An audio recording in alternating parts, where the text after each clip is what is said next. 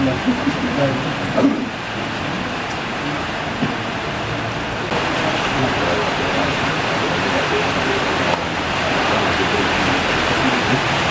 nggak tahu mana.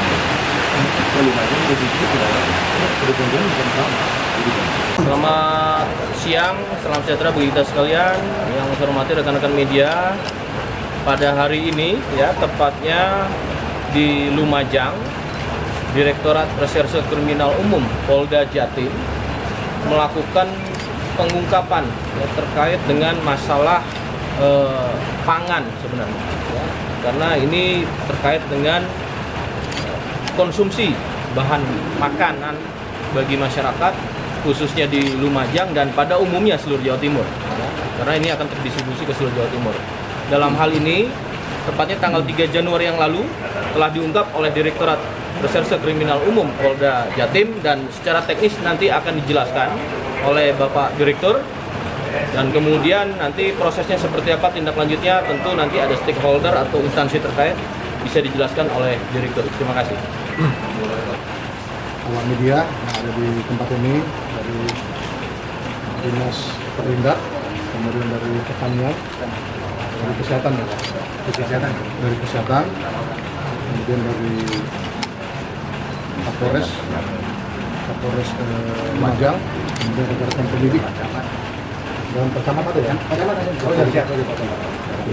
Pak Kapolsek juga. Jadi benar disampaikan Pak Kabid Humas, sekira awal tahun 2020 ya, tanggal 3 Januari anggota kami ini dari Reskrim Polda Jatim khususnya dari tim Reskrim Polda itu menerima informasi bahwa di desa Hukum ya, Hukum Kecamatan Tekung ya, Lumajang ini diduga ada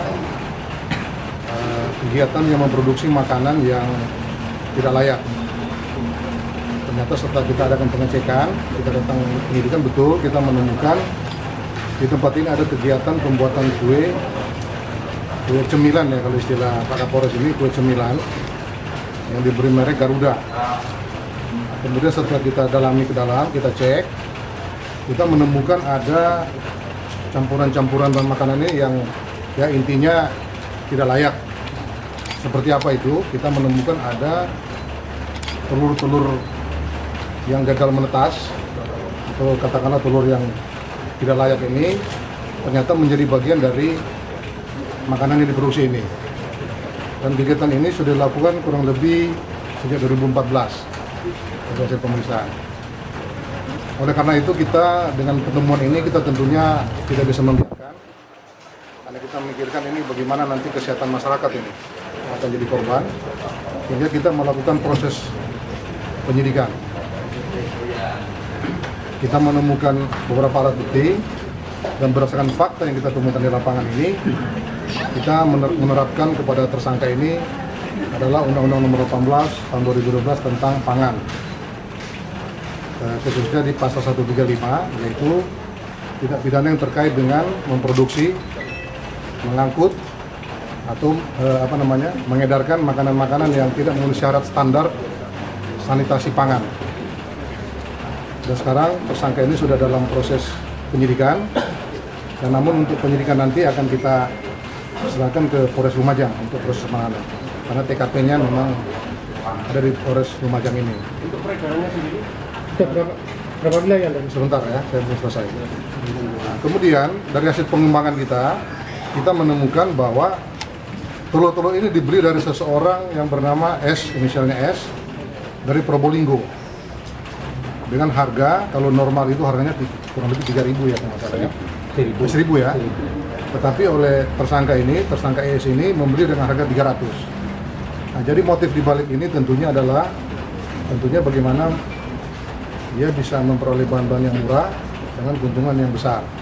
Nah, ini tidak boleh, karena yang rugikan di sini adalah masyarakat kita. Memang sekarang kalau dikonsumsi ini tidak akan langsung sakit, tetapi untuk jangka waktu panjang, ya mengingatkan telur busuk ini kan itu isinya bakteri semua. Nah, nanti ketika itu terasa akan ketika beberapa waktu ke depan. Oleh karena itu, kami dari kepolisian berkoordinasi dengan instansi terkait ada Perindak, ada Dinas Kesehatan dan sebagainya. Praktek-praktek seperti ini akan kita tindak tentunya, karena ini sangat merugikan masyarakat, terutama kesehatan masyarakat.